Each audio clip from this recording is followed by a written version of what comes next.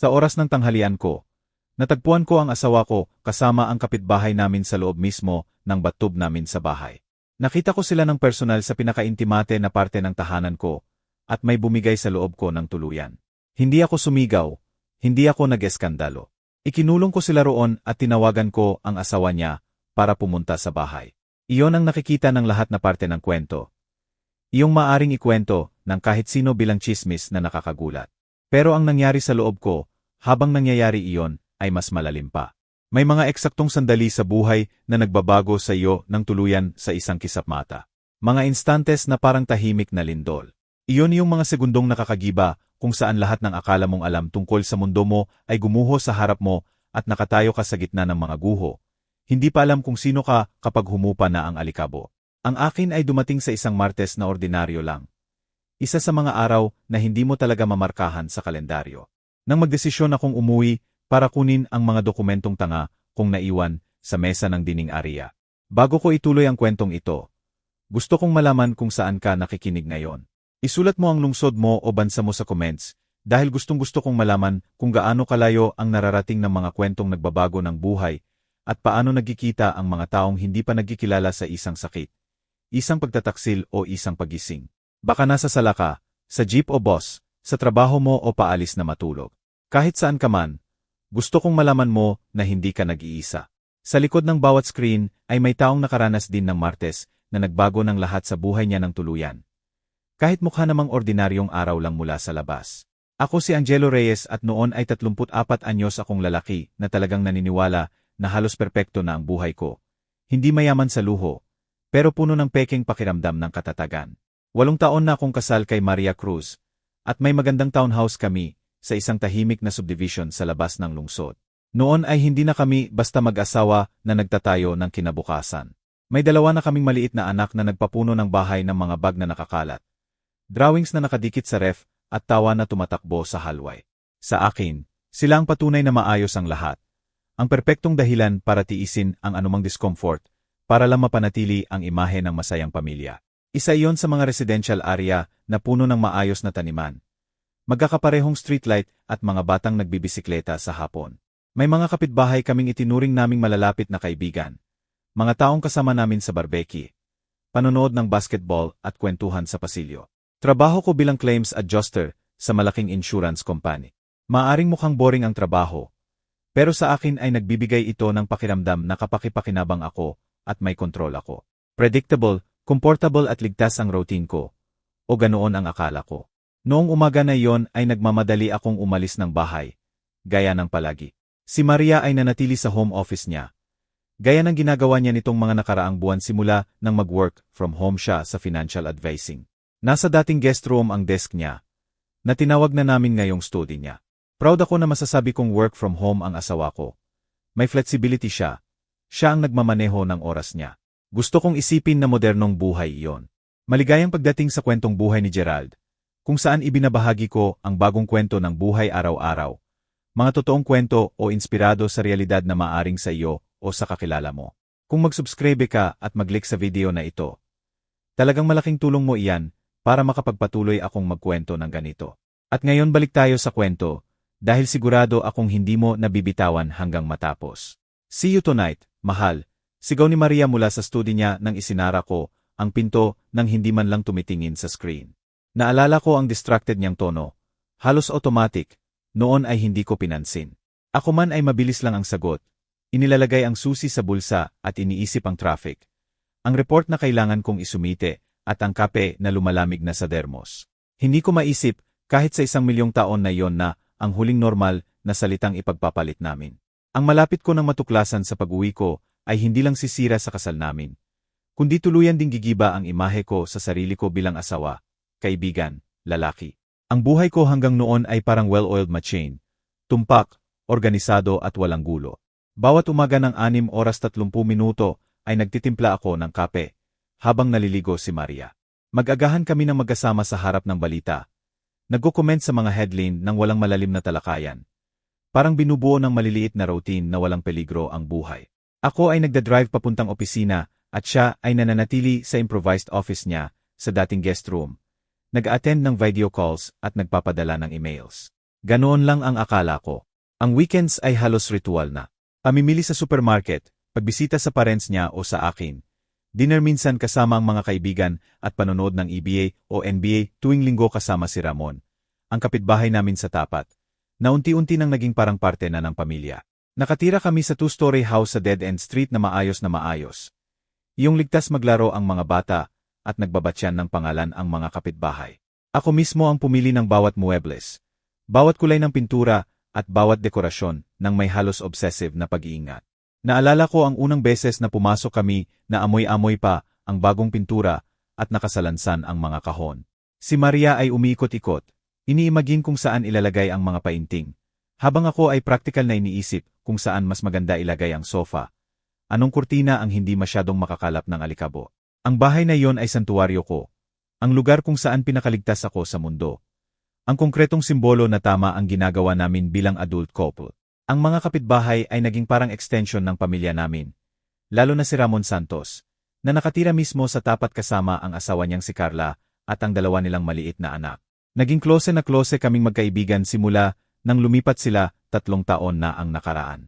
Naalala ko ang unang beses na nakita ko silang nag-unload ng mga kahon.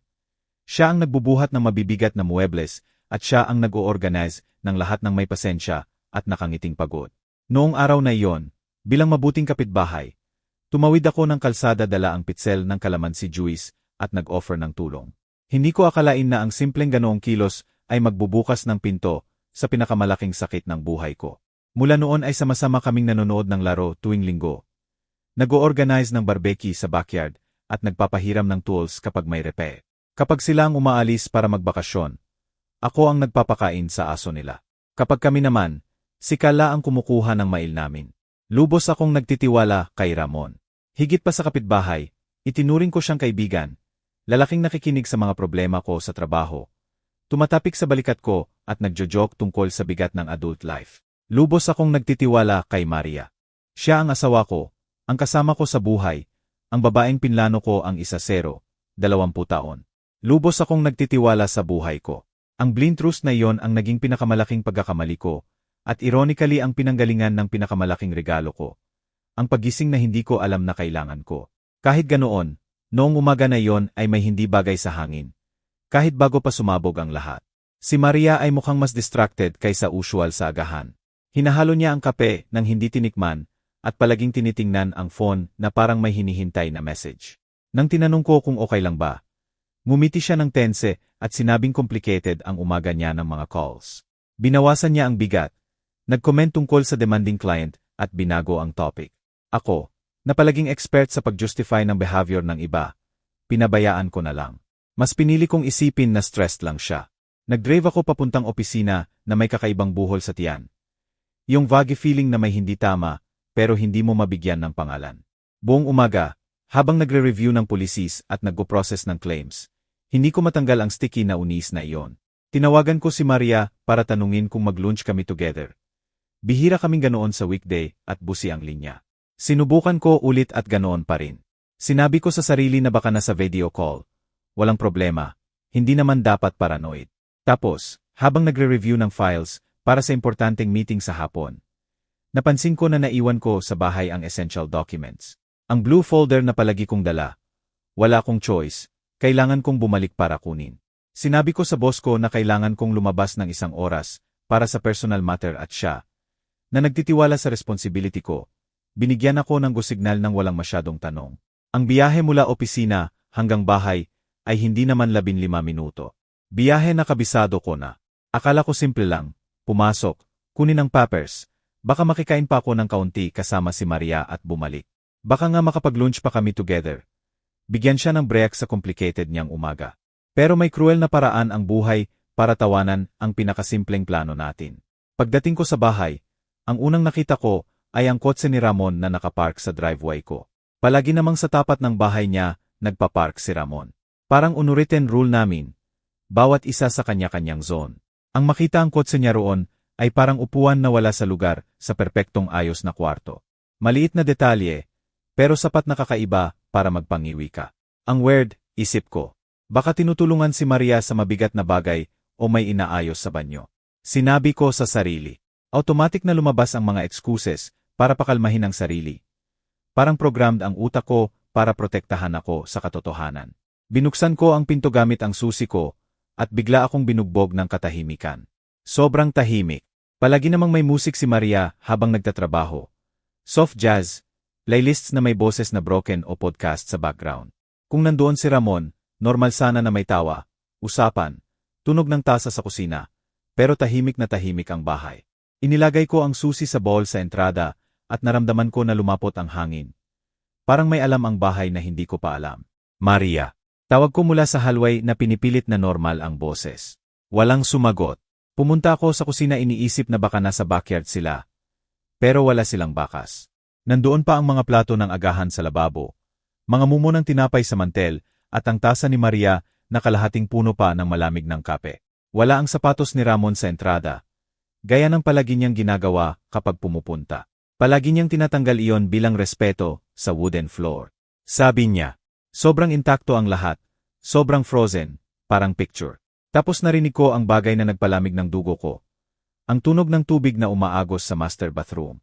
Ang banyong pinagsaluhan namin ni Maria sa loob ng 8 taon. Una, hinanap ng utak ko ang pinaka-inosenteng explanation. Baka naliligo si Maria bago ang video call o gusto niyang samantalahin na wala ako. Pero nandoon pa ang kotse ni Ramon. Nasaan siya?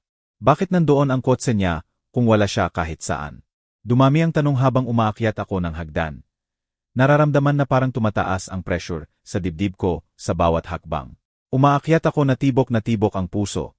Sinusubukang kumapit sa anumang reasonable explanation. Baka dumating si Ramon para humingi ng urgent at in-offer ni Maria na gamitin ang banyo namin dahil sira ang sa kanila. Baka may emergency at kailangan niyang maligo sa absurd na dahilan na hindi ko pa alam. Desperado ang utak ko na kumapit sa anumang alternatibo na panatilihing buo ang mundo ko. Expert ako roon sa pag-justify, pag-minimize, sa hindi pagdingin sa nasa harap mismo ng mga mata ko. Naglakad ako sa hallway hanggang sa kwarto namin. Nakabukas ng kaunti ang pinto at mas malakas ang tunog ng tubig. Steady murmur na pumupuno sa katahimikan. Tapos narinig ko isang muffled whisper, mahinang tawa, isang frase na hindi ko naabutan. Pero hindi mapagkakamali ang tono, intimacy. Nanginginig ang kamay ko habang lumalapit. May parte ng utak ko na nagmamakaawa na tumigil ako. Umuwi na lang, bumalik sa opisina at magkunwaring hindi ako umuwi noon. Huwag mong buksan ang pintong iyan. Bulong ng malalim na boses sa loob ko. Dahil sa kaibuturan alam ko na ang makikita ko sa kabila ay magbabago ng lahat. Pero may ibang parte ko, mas tahimik pero matatag, na kailangang malaman ang katotohanan kahit masakit. Iyon ang nanalo. Inilagay ko ang kamay sa doorknob, huminga ng malalim at itinulak ng mahina. Parang slow motion ang lahat.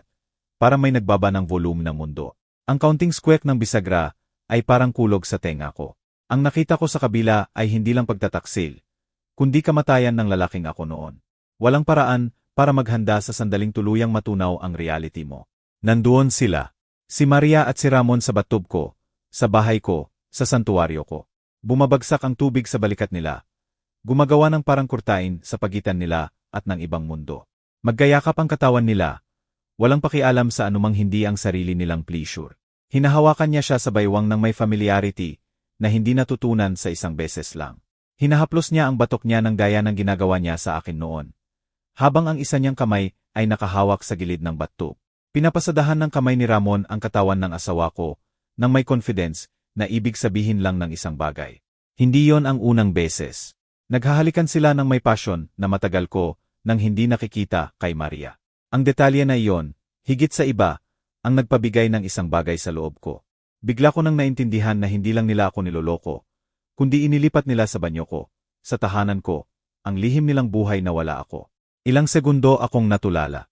Tumanggi ang utak ko na i-process ang nakikita ng mata ko. Parang nanonood lang ako ng pelikula ng iba. Isang bagay na hindi maaring totoo, na hindi maaring parte ng organized kong buhay. Tapos binuksan ni Ramon ang mata. Ilang segundo bago niya na-focus ang tingin at napansin na nakatayo ako sa may pinto. Nagbago ang mukha niya mula sa desire, tungo sa purong horror. Natigilan ang kamay niya sa katawan ni Maria na parang tumigil ang oras. Sinundan niya ang direksyon ng tingin niya at nang makita niya ako, nawala ang lahat ng kulay sa mukha niya. Ang yelo, bulong niya na parang pagsabi ng pangalan ko, ay maaring burahin ang natuklasan lang. Sa sandaling iyon, may nabigay sa loob ko. pero hindi iyong inaasahan ko.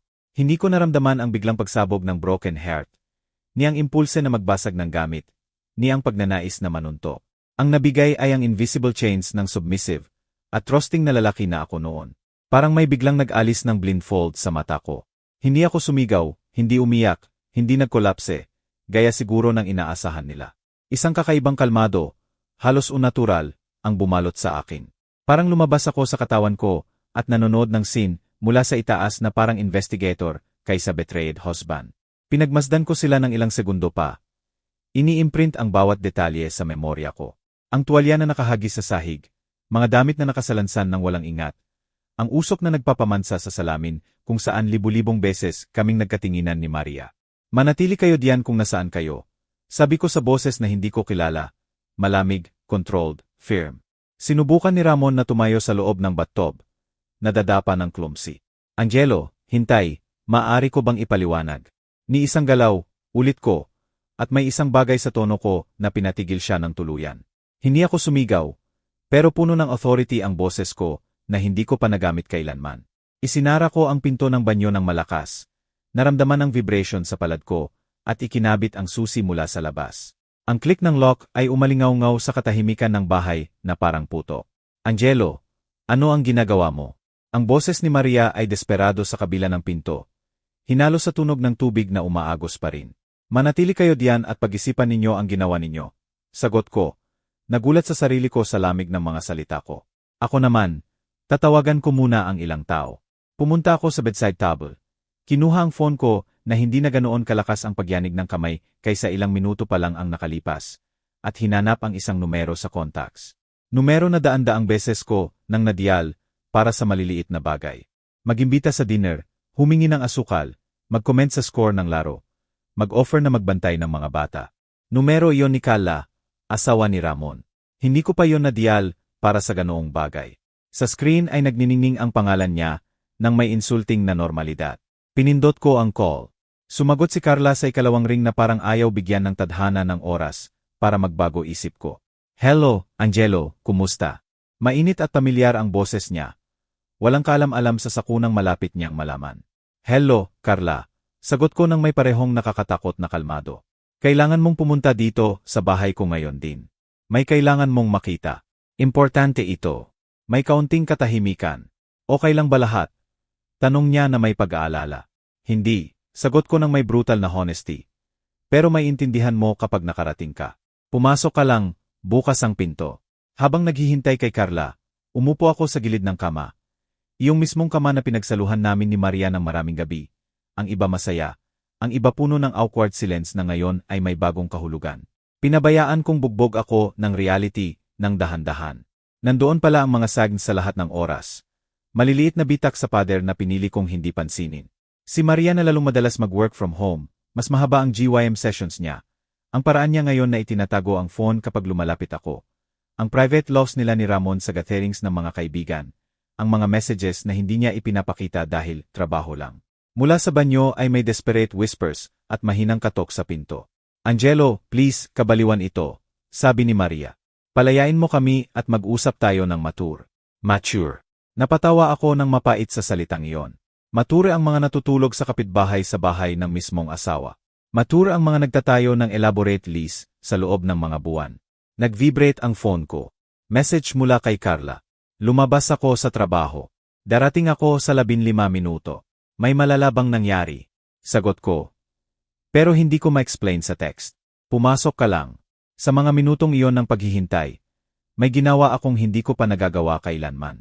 Chinik ko ang phone ni Maria. Naiwan niya iyon sa bedside table nang pumunta siya maligo. Hindi ko pa kailanman hiniling ang paskode niya, dahil simpleng hindi ko kailangan. Wala akong dahilan. Pagkatapos ng 8 taon ng kasal, naniniwala kami sa total transparency. Ang irony. Islide ko ang daliri sa screen at binuksan ang messaging app niya. May parte pa rin sa akin na umaasang work-related lang ang makikita ko. Joke sa kaibigan. Walang kabuluhang bagay. Pero hindi nagtagal ang reality sa pagpapakita ng mukha nito. Ang natagpuan ko roon ay nagpatunay na mas malalim pa ang pagtataksil kaysa inaakala ko. Ang messages nila ni Ramon ay umabot ng mahigit 6 na buwan. Baka higit pa. 6 na buwan ng good morning, guwapo, at hindi ko matiis ang pag-iisip sa iyo. 6 na buwan ng photos, private jokes, insinuations. 6 na buwan ng meticulous plans para magkita kapag wala ako. Shared alibis, detalye na tanging dalawang deeply involved lang ang magsasabi. 6 na buwan na tinatawanan ang pagka-inosente ko. Ang pagkadaling lokohin ako. Si Angelo ay sobrang inosente. Isinulat ni Maria sa isang message. Feeling ko kahit sa sala nating gawin at hindi niya mapapansin. Iyan ang gusto ko sa iyo, sagot ni Ramon. Nakabaligtaran niya, daring, spontaneous, masaya. Siya kasi sobrang predictable. Naramdaman ko ang sakit sa tiyan, physical pain, parang sinuntok ako. Pero ang talagang nagpabigay sa loob ko ay ang message 2 araw pa lang ang nakalipas. Kailangan ba nating sabihin sa kanila? Tanong ni Maria. Minsan nakokonsensya ako kay Carla. Mabait siyang tao. Hindi pa, sagot ni Ramon. Kailangan kong siguruhin na hindi makukuha ni Angelo ang kalahati ng lahat kapag nag-divorce ako sa kanya. Bigyan mo ako ng ilang linggo pa. Gusto kong maging maayos ang lahat para sa atin. Binasa ko ang message na iyon ng 3 beses bago tuluyang pumasok ang mga salita. Hindi lang nila ako niloloko, plano nilang sirain ang buhay ko financially. Gibain ang kinabukasan ko, katatagan ko, pinaghirapan ko sa loob ng mga taon. Hindi ito slip, plano ito. Tumunog ang doorbell. Dumating na si Carla. Bumaba ako ng hagdan na nanginginig ang mga binti. Pinipisil ang phone ni Maria na parang primary evidence sa trial. Sa bintana ng receiving area, nakita ko si Carla sa porch na nakakunot ang noo, halatang worried. Suot niya ang office uniform niya. May folder sa ilalim ng braso at nakabun ang buhok ng nagmamadali. Maaari kong isipin na bigla siyang tumakbo mula sa meeting. Isinara ang laptop. Hindi man lang isinara ang documents. Dahil lang sinabi ko na, importante. Binuksan ko ang pinto at nakita siya ng malapitan. Tunay ang pag-aalala sa mata niya. Angelo, ano ang nangyari? Seryoso ang boses mo sa phone. Okay lang ba lahat? Ulit niya, kahit halata na sa mukha ko ang sagot. Sandali akong nagdalawang isip. Kapag sinabi ko na ang mga salita, wala nang balikan. Gigibain din ang buhay ni Carla. Ang mga anak nila ay kailangang harapin ang separation, divorce, bagong version ng tatay nila. Pero deserving din siya ng katotohanan gaya ko. Carla, sabi ko, nagula sa tigas ng boses ko. Nandito si Ramon sa bahay ko kasama ang asawa ko. Nahuli ko silang magkasama sa bathtub. Nakita ko kung paano tumagal ng ilang segundo bago pumasok ang mga salita ko. Nagbago ang ekspresyon niya mula sa pag-aalala tungo sa confusion, then disbelief at sa wakas sa painful understanding na kilala ko agad. Dahil kaka-experience ko lang noon. Paano magkasama? Tanong niya. Kahit sa kaibuturan alam na niya kung ano ang ibig sabihin ko. Magkasama, ulit ko, walang damit, sa banyo ko. Ikinulong ko sila, nasa itaas. Itinaas ni Carla ang kamay sa noo na parang biglang sumakit. Nanginginig ang labi niya. Pero malinaw ang effort na magpigil ng composure. Dahan-dahan kaming umakyat ng hagdan, na parang bawat hakbang ay sentence. Pagdating namin sa hallway ng master bedroom, sumandal siya ng buong bigat sa frame ng pinto, na parang hindi na kaya ng mga binti niya. Kailan pa? Bulong niya na halos walang boses. Inabot ko sa kanya ang phone ni Maria nang walang salita. Nagsimulang mag-slide ang daliri niya sa screen. Binabasa mula pataas pababa ang conversation. Base sa nakita lang namin, at least 6 months na iyon, baka higit pa. Habang binabasa ni Carla, nakita ko kung paano gumuho ang mundo niya in real time. May parehong blank stare na sigurado akong mayroon ako, 20 minuto pa lang ang nakalipas. Iyong devastating mix ng disbelief, galit at disgust. Iyong feeling na natanto mong ang buhay na akala mong solid ay puro quicksand pala. Diyos ko, bulong niya na itinaas ang nanginginig na kamay sa bibig. Paano ko ipapaliwanag ito sa mga bata, Angelo? Ito ang unang beses na binuksan ko ang pinto ng banyo na may ibang tao na dumadaan sa matalas na talim ng sakit na iyon. Sa kakaibang paraan, naparamdam nitong hindi ako nag-iisa sa bangungot ko. Bumaba kami sa living room dahil kailangan naming pareho na lumayo physically sa respective spouses namin. Umupo kami sa beige sofa ko. Napaligiran ng frame photos na ngayon ay parang nanunuya sa amin. Si Maria at ako na naghiwa ng wedding cake. Kami 4 sa trip sa Boracay. Ang 2 pamilya na naka-Christmas pajamas na nagpapapangit ng mukha. Kailangan kong maintindihan. Sabi ni Carla na putol-putol ang boses. Kailan nagsimula ito? Paano ako naging bulag? Inilagay namin ang phone sa gitna namin at nagsimulang mag-backtrack sa conversation. Binubuo ang mapa ng pagtataksil nila. Ang unang romantic exchange ay noong gabi ng dinner sa bahay namin. Kabisado ko iyon. Tumawa kami, naglaro ng cards, natapos na may ilang bote ng alak. Akala ko magandang gabi iyon ng magkakaibigan. Base sa messages, nagsimula ang totoong kwento nang matulog na kami ni Carla. Inihatid ni Maria si Ramon hanggang pinto at doon nila nilampasan ang linya. Isang halik sa porch, habang natutulog ang mga anak nila sa itaas at nagtitiwala ang asawa niya. Detalyado sa messages ang mga encounters sa Chep Motels malapit sa highway tuwing oras ng trabaho ko. Quick meet sa kotse ni Ramon na nakaparada sa madilim na lugar at maging dates sa mismong bahay ko tuwing full-day meetings ko. Bawat message ay karagdagang saksak, pero piece din ng puzzle. Tingnan mo ito, sabi ni Carla na itinuro ang specific date. Noong nakaang Sabado dinala ko ang mga bata sa zoo, dahil sinabi ni Ramon na may extra duty siya sa hospital. Bumagsak ang puso ko. Iyong mismong Sabado, sinabi ni Maria na may brunch siya sa mga college friends. Pag-uwi niya ay pagod pero masaya raw sa pag-unwin.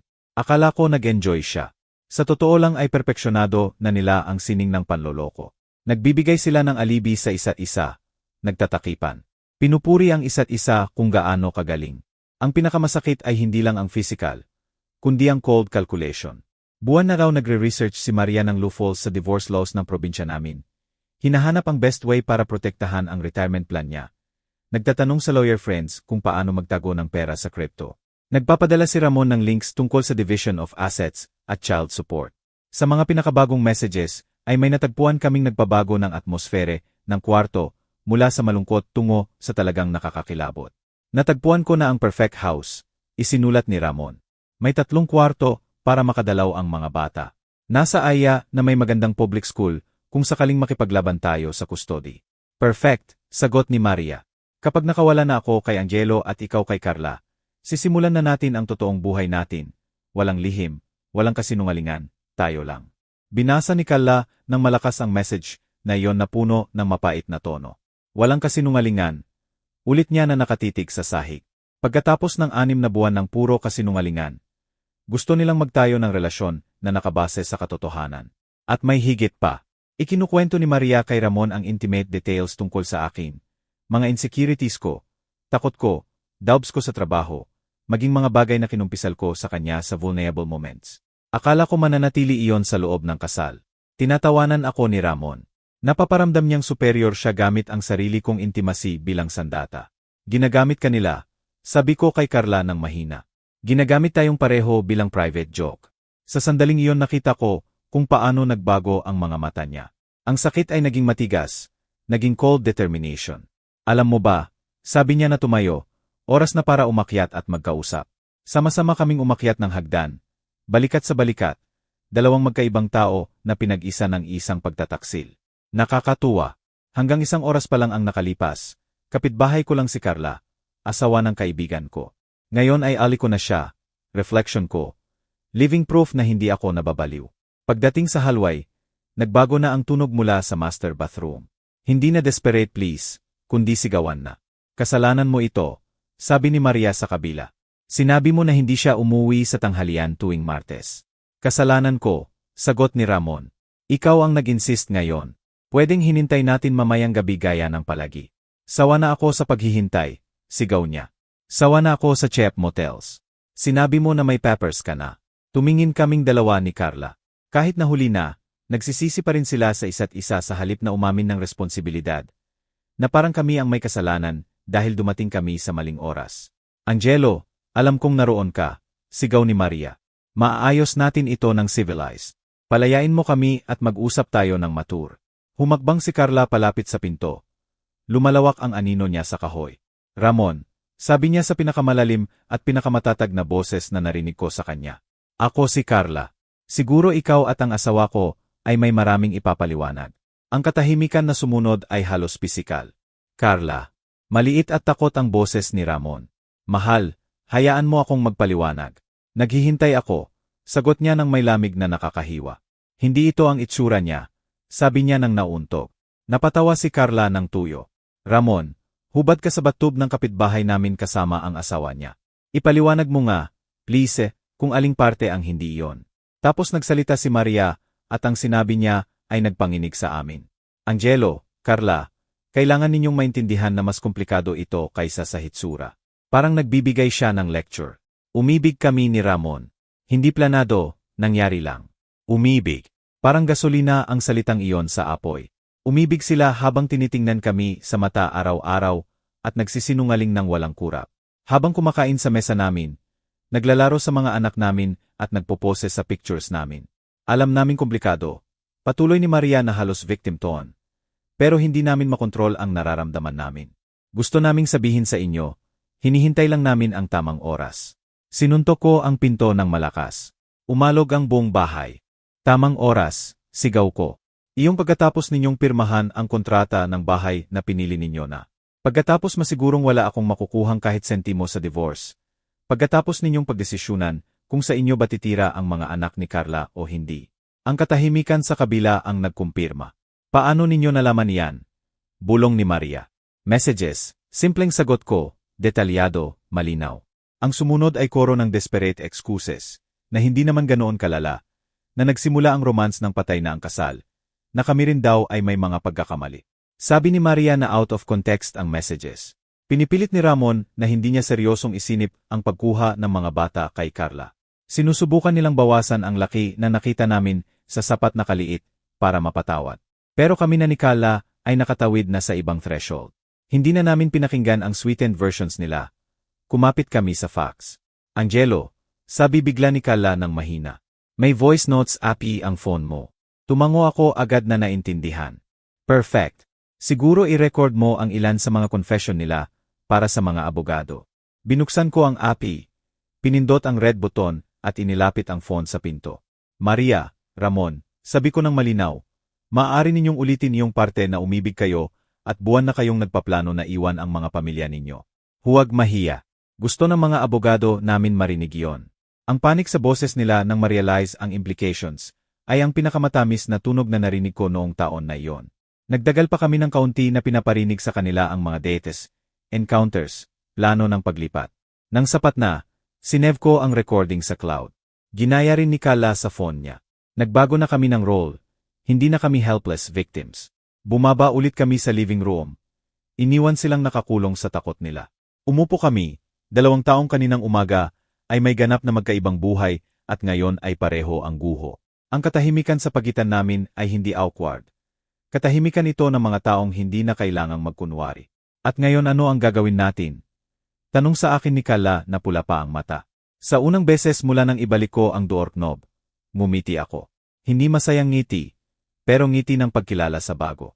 Ngayon, sabi ko habang chinek ang battery ng phone, bibigyan natin sila ng eksakto kung ano ang nararapat sa kanila. Nagsimula noon ang isang uri ng rescue operation ng sarili naming buhay. Una akong tumawag sa abogado ko, ikinuwento ang essential. Sinabing may messages, audios, timeline ako.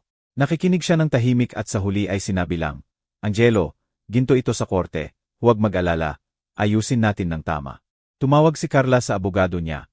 Isang lalaking kakilala niya sa trabaho.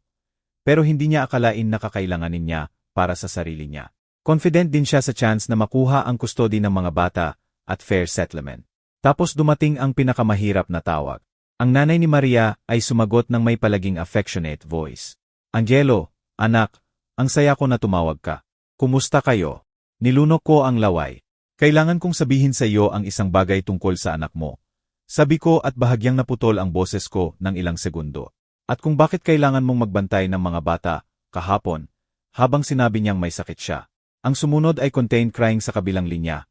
Halo ng disappointment at sakit na. Sa kakaibang paraan. Sumakit din sa akin. Hindi ako masaya na gibain ang imahe ng isang ina sa anak niya. Pero hindi ako handang magpatuloy sa pagsustento ng kasinungalingan na pumapatay sa akin. Si Carla naman ay tumawag sa boss ni Ramon. Ipinakwento na ang star technician nila ay buwan nang nag-iimbento ng medical appointments para makipagkita sa isang may asawang babae. Galit na galit ang reaksyon ng lalaki sa kabila.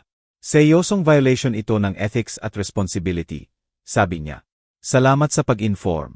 Magkakaroon ng consequences. Habang ginagawa namin ang mga tawag na ito, nagbabago ang ingay mula sa banyo. Mula sa pagmamakaawa tungo sa veiled threats, then emotional blackmail. Angelo, please. Sigaw ni Maria. 8 taon ng kasal ay dapat may kahulugan. Pwedeng mag-therapy. Maayos natin ito. Carla, ako ang tatay ng mga bata mo. Isipin mo ang mga bata. Huwag mong sirain ang pamilya natin dahil lang sa isang pagkakamali. Pagkakamali. Ang tawaging pagkakamali ang 6 na buwan ng meticulously planned alibis ay halos napatawa ako. Alam mo ba? Sabi ko kay Carla pagkatapos ng huling tawag. Siguro oras na para palayain sila. Tiningnan niya ako na sinusukat ang mga salita ko. Sigurado ka? Ganap, sagot ko. Pero kailangan munang ihanda ang stage. Umakyat ulit kami, pero hindi na kami ang parehong tao. May bagong bagay sa amin, awareness ng lakas namin. Humarap kami sa pinto ng banyo. Sa loob ay halos absolute na ang katahimikan. Maaari kong isipin si Maria at si Ramon na nakaupo sa gilid ng bathtub, nakabalot ng tuwalya. Sinusubukang buuin ang bersyon ng kwento na magpapakita sa kanila bilang victims.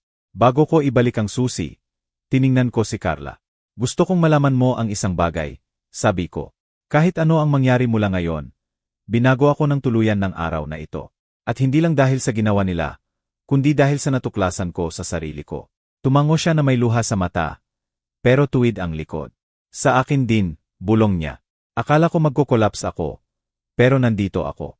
Inilagay ko ang kamay sa bulsa ng jeans, at pinisil ang malamig na metal ng susi. Iyong mismong susi na kamakailan ko lang ginamit, para ikulong sila sa halos instinct na pagdepensa. Pero ngayon na pinipisil ko, ay ibang kahulugan na. Hindi na lang lock. Conscious decision na ito na buksan ang isang pinto at isara ang isa pa. Tapusin ang isang chapter, para simulan ang isa pang natatakot pa rin ako. Pero handa akong harapin. Huminga ako ng malalim. Maria, Ramon, sabi ko ng matatag. Lalabas kayo ngayon, pero kailangan ninyong maintindihan na ganap ng nagbago ang rules. Ibinabalik ko ang susi. Ang click ay umalingaw-ngaw sa tahimik na bahay na parang panibagong detonasyon. Umusod ako sa gilid. Dahan-dahan bumukas ang pinto. Kasabay pa ng usok ng shower na nakasabit pa sa hangin. Lumabas ang 2 taong hindi na ang confident lovers na nakita ko sa bathtub. Si Ramon ang nauna, nakabalot ng isa sa mga puting tuwalya namin. Pula at namamaga ang mata, nakuyom ang panga. Sumunod si Maria na nakahawak ng isa pang tuwalya sa katawan. Nanginginig.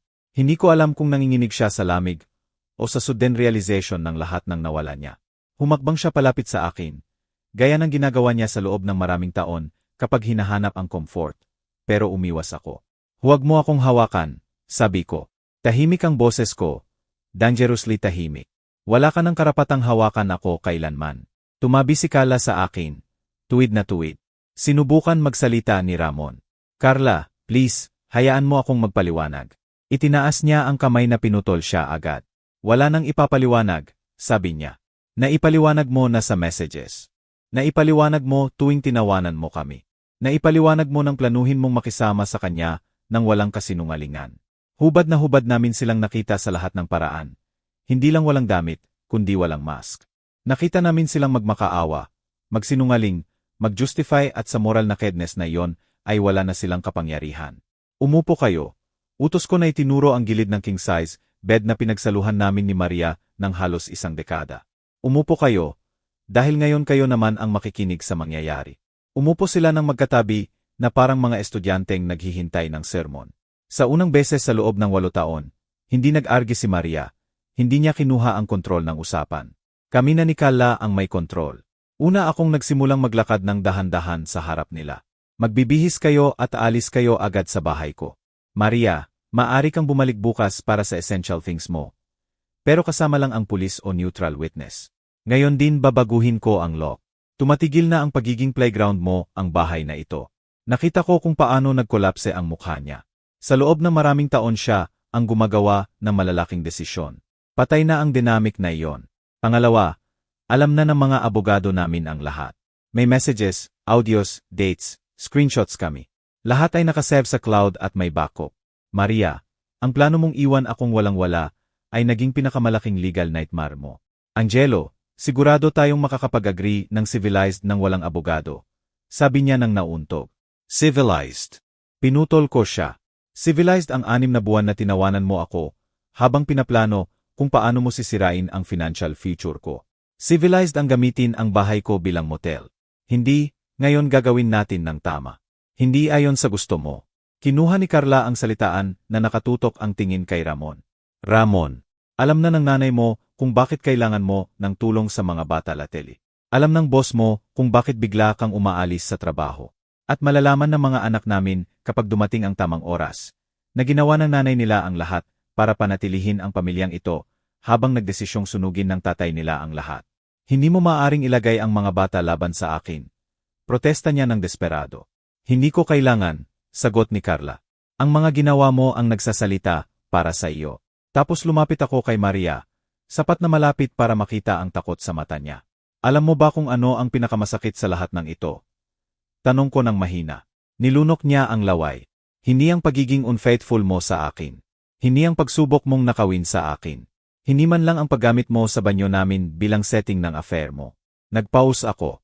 Naramdaman ko kung paano lumulubog ang mga salita ko. Ang pinakamasakit ay ganap mong in-underestimate ako. Sa loob ng 8 taon ay tinrato mo akong parang mahina, parang tanga, na parang hindi ko malalaman kailanman. Ang buo ninyong plano ay nakadepende sa pagpapatuloy kong maging distracted husband na imbento mo. Pero hindi ako iyon. Hindi ko kailanman iyon. Natutulog lang ako. Ibinaling ko ang ulo kay Ramon. At ikaw, Ramon, umupo ka sa sofa ko, kumain ng pagkain ko, naglaro sa mga anak ko, tinawag akong kaibigan habang pinaplano ito. Tinawanan ang pagka-inosente ko sa messages at ngayon tingnan mo, halos hubad, walang siguradong bahay, walang stable job, walang perfect plan. Tapos na ang transformation. Hindi na ako ang lalaki noong umaga na iyon. Isa ng taong natagpuan ang boses niya. Ngayon, sabi ko ng may firmness na hindi pa narinig sa akin kahit kanino. Magbibihis kayo, lalabas kayo sa bahay ko, at hindi na kayo babalik kailanman. Ang susunod na mangyayari ay pag-usapan sa mga abogado. Nagsimula ang kwento ninyo sa kasinungalingan at nagtatapos sa consequences. Ang amin naman ni Carla ay nagsisimula ngayon, kahit sa gitna ng guho. Bumaling si Carla kay Ramon. May 1 oras ka para mag-impake ng essential lang at umalis din sa bahay namin. Sentensya niya. Ang iba ay pag-uusapan ko sa abogado ko. Nang sa wakas ay tumawid na sila sa main door. Maliit at talunan, ang bahay ay napuno ng ibang katahimikan. Hindi na ang heavy silence ng shock. Katahimikan ito na puno ng espasyo, ng posibilidad. Nanatili kaming nakatayo ni Carla sa living room, napaligiran ng mga pictures, laruan, folded blankets, labi ng family life na wala na. Kumusta ang pakiramdam mo? Tanong niya na nakatitig sa mata ko. Nagtagal ako ng ilang segundo bago sumagot. Pinakinggan ko ang sarili kong paghinga, ang tiktak ng oasan, ang malayong ingay ng tea sa kapitbahay. Pakiramdam ko parang muling ipinanganak. Sabi ko ng may honesty na nagulat sa akin. Parang natutulog ako sa loob ng maraming taon, at sa wakas ay nagising ako. Ngumiti si Carla ng pagoda, pero tapat. Ako rin. Dapat siguro sumisigaw ako, umiiyak, nagbabasag ng gamit at gayon pa man mas malakas ang pakiramdam ko kaysa matagal na. Tama siya. Ang pagtataksil, gaano man kabrutal, ay naging katalis na kailangan namin para matuklasan kung sino talaga kami. Hindi kami supporting characters sa buhay nila, ni ang inosente sa private jokes nila. Mga tao kaming may kakayahang magdesisyon, maglagay ng boundaries, mag-rebuild. Noong gabing iyon, pagkatapos bumalik ni Carla sa bahay nila para kausapin ang mga anak at ang nanay niya, nanatili akong mag-isa, pero hindi ko naramdamang nag-iisa. Nilakad ko ang bawat kwarto, isa-isa, pinapatay ang ilaw, inililipat ang mga bagay, tinatanggal ang ilang larawan. Parang nire-reclaim ko ang teritoryo ko. Ang mga sumunod na buwan ay puro rebuilding. Ang divorce na inaakala kong magiging mahaba at masakit ay naging mas mabilis at hindi ganoon kakomplikado salamat sa bundok ng ebidensya na iniwan ni Maria. Hindi siya nakapag-impose ng conditions, hindi nakapagtago ng assets, hindi nakapag-rewrite ng history para maging victim siya. Sa unang beses mula nang makilala ko siya, nasa panig ko ang reality. Napanatili ko ang bahay, acceptable financial stability, at ang pinakamahalaga, buo ang dignity ko. Pero ang pinakamalaking tagumpay ay hindi legal o financial. Personal ito. Bawat araw na wala si Maria ay araw na muling natuklasan ko kung sino ako. Walang constant criticisms niya. Walang disguise jokes niya tungkol sa damit ko, trabaho ko, pagkatao ko. Napagtanto kong taon na akong nagpapaliit, para lang ka siya sa bersyon ng lalaki na nasa isip niya. Tumatigil na ako roon. Nag-enroll ako sa abstract painting class. Bagay na palagi kong gustong subukan at itinuring niyang waste of time. Noong unang beses na naglagay ako ng brush sa canvas, naramdaman ko ang freedom na hindi ko pa nakilala. Gumawa ako ng solo trip sa Northern Luzon. Walang strict itinerary, humihinto kung saan ko gusto.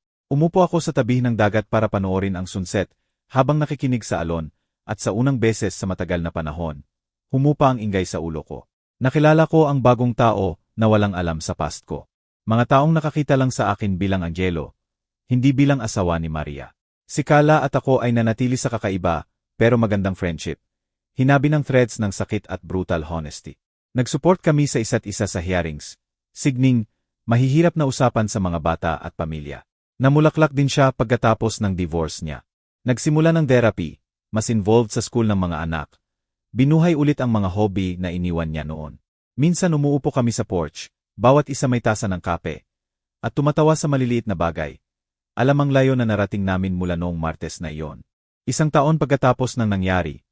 Noong dete na iyon sinimulan ko nang tawaging ang paggising. Nag-cruise ang landas namin ni Maria sa supermarket. Nakita ko siya bago niya ako nakita sa fruit aisle. Mukha siyang mas pagoda. May bagong lines sa paligid ng bibig. Nalaman ko sa ibang tao na hindi raw tumagal ang relasyon nila ni Ramon sa guilt, shame at financial consequences ng mga desisyon nila. Nang magkatapat ang cards namin, itinaas niya ang tingin. Angelo, sabi niya ng awkward. Gusto kong sabihing sorry sa lahat. Pinagmasdan ko siya ng ilang segundo. Hinanap ko sa loob ko kung may natitira pang spark ng pag-ibig, galit, resentment. Wala akong natagpuan. Indifference lang, tahimik na emptiness. Alam ko, sagot ko. Pero hindi ko kailangan ang sorry mo, Maria. Ang pagtataksil mo ang nagbigay sa akin ng pinakamalaking regalo na maibibigay mo. Ipinakita mo sa akin kung sino talaga ako. Ngayon, habang ikinukwento ko ito sa iyo, 2 taon na ang nakalipas mula noong Martes na nagbago ng takbo ng buhay ko. Ganap ng renovated ang bahay ko. Pininturahan ko ang mga dingding, binago ang muebles, isinabit ang sarili kong paintings. Pero ang pinakamalalaking pagbabago ay hindi nakikita. Nasa atmosphere. Hindi na ito crime scene ng emotional, kundi lugar kung saan natuto akong rumespeto sa sarili. Natuto akong matulog ng tahimik. Muling nag-imbita ng mapagkakatiwalaang tao para kumain ng walang takot na habang wala ako ay sinisira nila ang buhay ko. Hindi ako na-define ng pagtataksil. Ang nag-define sa akin ay ang response ko sa pagtataksil na iyon. Natuto akong minsan ang pinakamapaminsalang moments ay ang pinakamalaya. Minsan kailangan gumuho ang lahat para makita mo kung sino ka nang walang mask. Walang roles na ibinigay sa iyo ng iba. Natapos ang kasal ko. Inabuso ang tiwala ko at sa ilang panahon ay naramdaman kong baligtad ang buhay ko. Pero nang linisin ang mga guho, natagpuan ko ang bagay na hindi ko pa nagkaroon noon. Isang bersyon ng sarili ko na buo, awar at matapang. Sa sinumang nakikinig nito at nakakaramdam ng loss sa sariling buhay, nakakaramdam ng invisible o undervalued, naniniwalang wala siyang lakas para baguhin ang sitwasyon niya. Gusto kong sabihin mula sa puso. Nandoon ang lakas mo, kahit hindi mo pa nakikita ngayon. Minsan nagigising ito sa isang kakilakilabot na Martes, sa isang devastating news, sa isang hindi na kita mahal na magbibigay sa iyo ng dalawa. Hindi kita lolokohin, masakit. Mas masakit kaysa sa inaakala mong kaya mong tiisin. Pero sa kabila ng sakit na iyon ay may iba pa. Bagay na hindi agad nakikita. Ang posibilidad na magsimula ulit. Isulat ang sarili mong kwento ng walang tanikala. Ang kwento ko ay hindi tungkol sa revenge. Kahit may moments ng justice, tungkol ito sa rebirth. Tungkol sa kung paano kapag akala mo na wala mo na ang lahat, maaari ka palang nasa punto na manalo ng lahat. Binigyan ako ng kalayaan ng pagtataksil at binigyan ako ng totoong buhay ng kalayaan ko. Kung hinawakan ng kwentong ito ang puso mo, kung napatingin ka sa sariling buhay mo ng iba o naalala mong deserving ka ng respeto, tapos na nito ang purpose niya. Tunay na kasiyahan ang magkaroon ka rito at maibahagi ang landas na ito sa iyo. Kung nagustuhan mo ang kwento ko, suportahan mo ako sa pag-like sa video na ito at pag-subscribe sa channel. Para makita natin kung gaano kalayo maaabot ng community na ito ng mga taong naglakas loob na harapin ang sarili at mag-rebuild. Sabihin mo sa comments kung saang lungsod ka nakikinig at anong oras diyan. Palagi akong na-excite kapag nakikita kung saan nakakakonekta ang lahat ng wonderful people na kasama ko. At kung gusto mong suportahan ako ng higit pa, check mo ang link sa description ng channel. Araw-araw akong nagpo-post ng bagong kwento ng buhay na espesyal na ginawa para sa iyo.